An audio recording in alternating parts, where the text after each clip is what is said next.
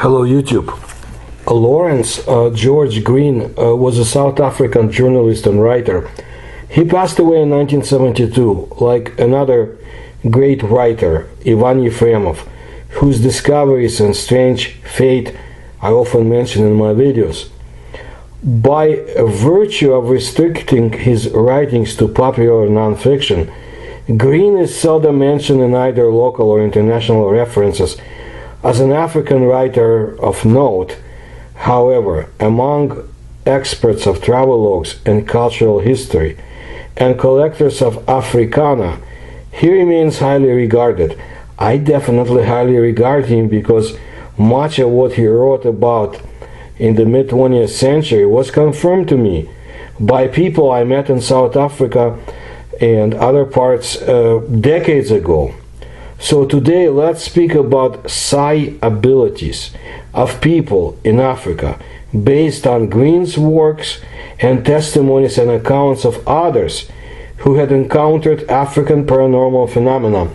And it gives me a chance to speak of Southern Africa, the land I really like, and its many mysteries I never get tired of describing. Maybe one day I'll be able to travel back there and explore more. Meanwhile, I have a few fascinating things to tell you. So, is it possible to talk about the ability of African people of Africa to read minds at a distance? In Green's opinion, it is possible. Among the amazing stories about telepathy and clairvoyance, there were, he believed, many reliable cases. Green first encountered telepathy in the Kalahari Desert, in a small Bushman settlement on the border of Bechuanaland. It is usually believed that the endless silence of the desert causes people to have a special state, mental mood. Green was traveling with the late Donald Bain, a well-known desert guide and friend of the Bushman. One afternoon, Green saw a column of smoke and told Bain that there was a fire in the bush. "It's not a fire," Bain said. He called one of the Bushmen to their tent, an old man who spoke Afrikaans, and they asked him where the smoke came from. The Bushman explained that his tribesmen were hunting and that they had missed one Baiza antelope and killed 2 South African gazelles near the dried up bed of the Nossob River. They also gathered roots and honey. "It's good that they found honey," the old man remarked. "Now it will be possible to prepare a strong drink." Green peered closely into the column of smoke, but could not distinguish anything special. The smoke continuously rose straight up into the windless sky. "How did you guess?" Green asked. The old Bushman did not know what to say. Then Bain explained to the writer that the so-called Radio Kalahari is not a Morse code type, but something more mysterious. "The Bushmen look at the smoke and get the news," Bain said. Green tried to ask the old Bushman in more detail, and from his words he understood that the smoke of the fire serves as a call rather than a definite signal. It means that hunters who are at a far distance want to communicate something. Seeing the smoke, the Bushmen focused their attention on it. Soon some of them already know what happened with the hunters and tell the others about it. Some can read smoke, others can't. Bain believed that the smoke here replaces the crystal of the clairvoyant. Peering into it, the Bushmen adjust themselves to the perception of messages. But these are not smoke signals, but mind reading at a distance. Radio Kalahari transmits very complex messages, and they are transmitted too fast for a primitive signal system. Bain also assured Green that the smoke itself does not play a significant role, and that the Bushmen often transmit messages over considerable distances without the help of fire. Many years later, Green read about the same use of smoke by the Aborigines of Australia. "I build a bonfire so that others know I have already started thinking," one Australian explained to him. "And they start thinking too until our thoughts coincide." It was a startling confirmation of the old Bushman's words. On different continents, people keep in touch with each other in exactly the same way. There are a lot of quite reliable cases of thought transmission over distance. There can be no question of any accidental coincidence here. Green wished he could explain this complex enigma. They tried to explain it with waves of thought, but it is unlikely that physical energy, whatever form it took, could spread in this way and impact another person with such force that similar thoughts arise in his brain. Telepathic processes occur subconsciously. This is a passive connection that may just as well occur during sleep. English philosopher and mathematician Whitehead believed that events are the ultimate component of reality and that everything in the universe is interconnected. Challenging this theory, Kenneth Walker, a surgeon and expert in telepathy, argued that telepathy is a phenomenon that, in its simplest form, which is the ability to guess what is happening at a distance, and is a characteristic of any living organism. A physicist, Professor Banish Hoffman, believed that telepathy, like gravity, bypasses any obstacle. It can be a physical phenomenon or some other incomprehensible phenomenon that spreads according to laws that go beyond space and time and absolutely cannot be explained with the help of the means that science now has, according to Hoffman many years ago. If this mystery is ever solved, it will probably not be without the help of native peoples and perhaps in one of the African deserts. Kenneth Walker drew attention to the fact that extrasensory perception, a scientific term for telepathy, clairvoyance, and other similar phenomena, is very common among the native peoples. In these people, some part of the brain is still functioning intensely in the old ways and is able to perceive what is happening in other places. Green had examples, a few cases taken from African legends and African reality. Many believe that Africans telepathically learn about many events, especially wars and other disasters. It is said that the news of the victory of King Cetshwayo at Isandlwana, which he won many years before that, during the Zulu War, over the army of Colonel Durnford, spread throughout Natal faster than any of the types of communication that existed at that time allowed for it. When Cetshwayo was later captured, he was imprisoned in Cape Town, where he was treated quite kindly. Samuelson, assigned to Cetshwayo as an interpreter, kept a diary where he recorded the dreams and predictions of the king. Subsequently, Samuelson became a prominent administrative figure in Natal, so his diary is a reliable document. One day, in September of 1881, Cetshwayo said to Elson himself, "Last night I dreamed that I was being taken back to Zululand. My father and mother kissed me so that my lips were completely numb." Another time, Cetshwayo pointed to a comet near Table Mountain and said, "It is a sign that the Queen will bring me back to Zululand." 2 years later, Cetshwayo was indeed released, but of course, neither his dream nor the comet mattered.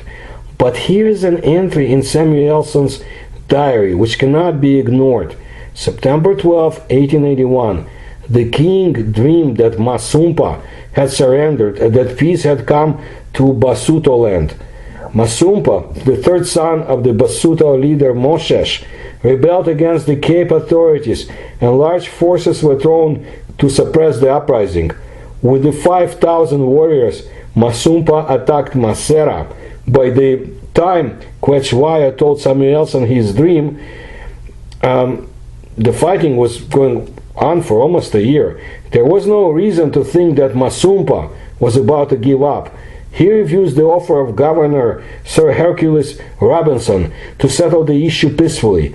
However, the end suddenly came. On September 13, news came to Cape Town that Masumpa had accepted Robinson's offer. It is strange that Quechua had a dream before the king, and everyone else found out about Masumpa's decision to surrender. Samuelson wrote in his diary, "The case of the death of the Mendi transport in the English Channel during First World War is often cited as an example of telepathic transmission of information among Africans. This ship was wrecked and went to the bottom. At the same time, hundreds of South Africans recruited to work in France drowned. For some time, this event was kept secret. Then, when the full list of the dead was compiled, General Botha made the first statement in Parliament. According to the legend that has been repeatedly published in the media, many women from the Bantu tribes mourned their husbands long before the official announcement appeared.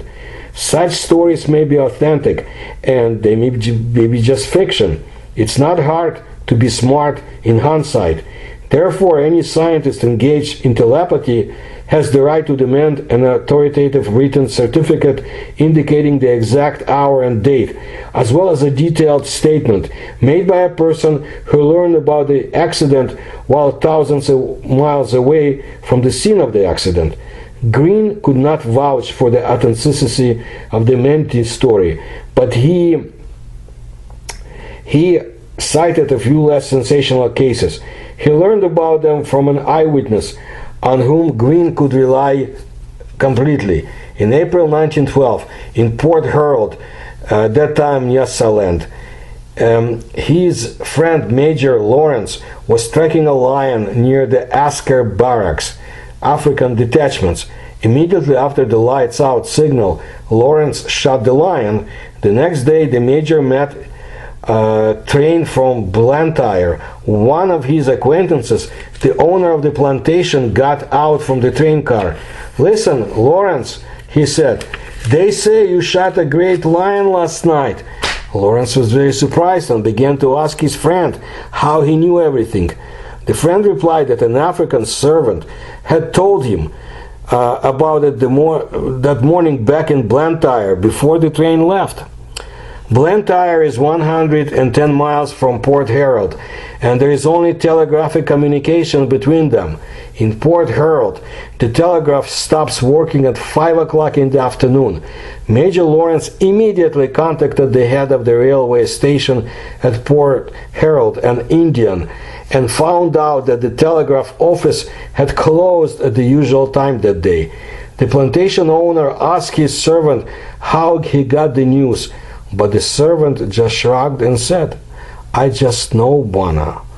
Another incident that Major Lawrence told Green happened during the Christmas holiday in 1912. He was at that time at Zomba, the administrative center of Nyasaland. He and his friend went hunting one day in Tukula Hill, 20 miles north of Zomba. "We left at 5 o'clock in the morning," the major began his story, "to avoid any misunderstandings. I went with my African tracker to the east and my friend Jack to the west. At 10:50 I sat down to rest on a rock and watched the baboons. My tracker asked me for matches because he found a hollow with bees and wanted to smoke them out. A few minutes later he came back, handed me the matches and said, 'Bwana, Jack shot a female kudu.' To my question, how did he know about this? The hunter has always answered, 'I just know.' They were on a high ridge, and he thought he might have heard a shot from here and guessed that it was an antelope. So the two of them went on and returned to the camp by 5 o'clock in the evening. 10 minutes later, Jack appeared. Imagine his surprise when the hunter told him that he had killed a female kudu. Well, they always tried not to kill the females. Jack explained that he was aiming at the male, but at the moment when he pulled the trigger, the female jumped forward. It happened at about 11. From the conversation, it turned out that the antelope was killed 12 miles east of the camp, and at that time they went about the same number of miles to the west. At this distance, it was impossible to hear the sound of a shot. And finally, another case that happened to Lawrence during the First World War. Here the Major also refers to the exact facts. When detachments of the African Royal Rifles and volunteers from Nyasaland moved north to Karonga, Lawrence stayed in Zomba to train recruits. On the evening of September 9, 1914, African women raised a cry in the barracks of the Royal Riflemen in Zomba. When Major Lawrence began to find out the reason, he was informed that women were mourning their dead husbands. He was also told that several white officers had also been killed during the fighting. The next day, a telegram came to Zomba from Karong. It reported 2 clashes with the Germans, and a list of the dead and wounded was attached. Among the dead were several European officers. Many Askers were killed and wounded. All these cases, told by Major Lawrence, may seem insignificant in comparison with those events of historical importance, rumors of which are said to have spread telepathically. Still, Green thought that they are no less valuable than some dramatic events.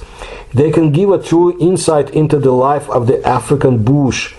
Green did not think that these incidents from the life of the army officer in Nyasaland can be explained by coincidence. This is real telepathy.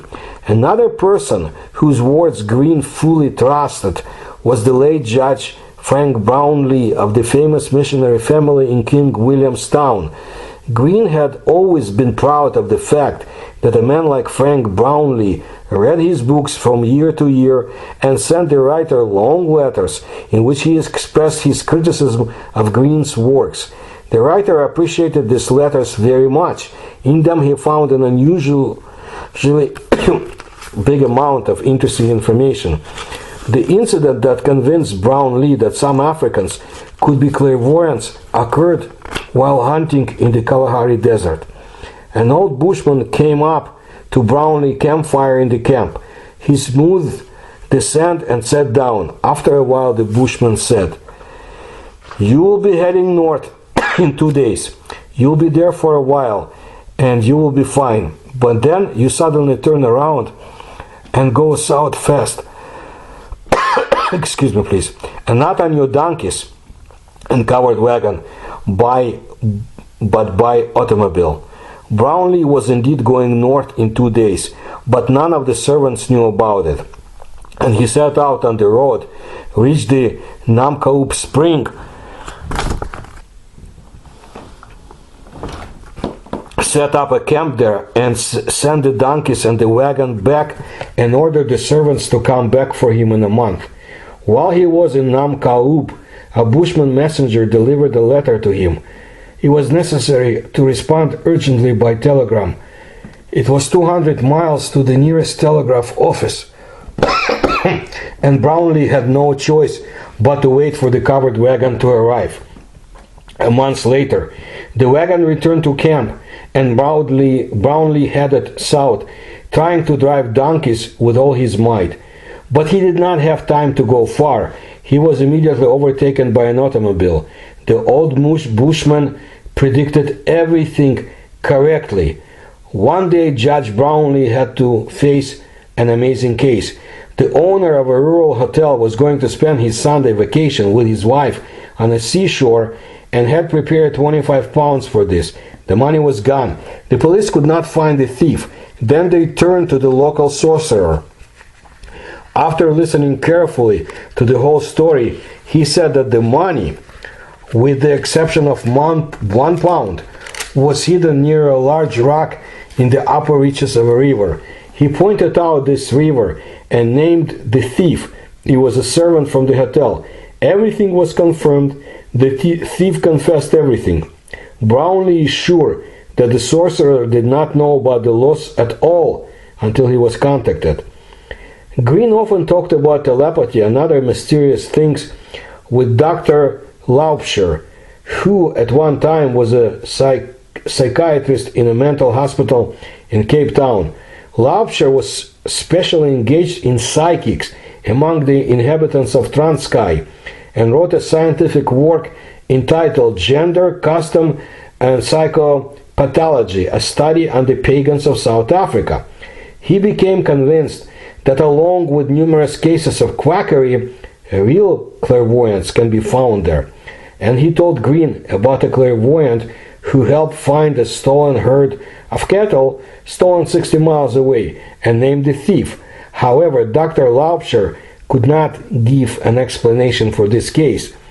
Scientific research shows that telepathy and clairvoyance have the same general laws in people of different ethnic backgrounds, nationalities, whether they are a professor or an illiterate Bushman, an Englishman or an African. There is so-called spontaneous telepathy when it comes to the illness or death of absent friends and relatives, and less often about joyful events, such as the birth of a child. Some of the cases that Green had described here have not passed strict scientific verification, which every researcher should demand. He did not rely really on examples, and only if he believed that people can speak or write in languages unknown to them, when he personally managed to make sure that this is not a trickery and not self-deception. Equally, Green doubted the ability of people to clairvoyance. Premonitions can be based on the most common sense. He had premonitions himself. Don, author of the book Experiment with Time, by the way, a very interesting personality, and if you can read about him, do. Well, Don noted, if precognition really exists, then it completely destroys all our previous ideas about the universe. One more time, if precognition really exists, then it completely destroys all our previous ideas about the universe.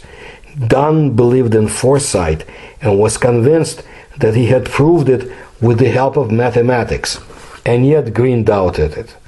However, telepathy seemed to him to be a phenomenon of a completely different order. Perhaps it's too exciting, but certainly not supernatural. Green said that we're still on the threshold of knowledge about the human mind. Human thought is a mystery, and when they can explain to us how we think, mind reading will cease to be a mystery. Unschooled Africans had developed a sixth sense which helped them not only navigate unfamiliar terrain, but also feel the presence of people they would very much like to see. Anyone who has lived in the most remote corners of Africa knows about this gift of Africans, as one big game hunter told me also. Some call this ability an instinct, others consider it a mental phenomenon. Varian, a well-known railway builder, the author of the project of the railway line from Lobito to the Congo, told Green about the most remarkable case, absolutely reliable. In 1907, Varian finished work on the construction of a road in Rhodesia and went on vacation to England. There he was offered a choice of jobs in Sudan, Peru, Argentina, and Angola. Varian chose Angola, boarded a steamer, and sailed to Lobito. He had already said goodbye to Rhodesia forever, and no one there knew about his new appointment.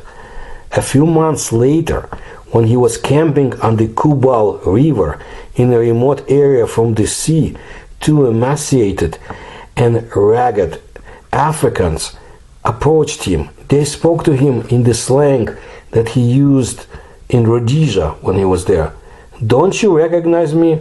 one of the strangers asked.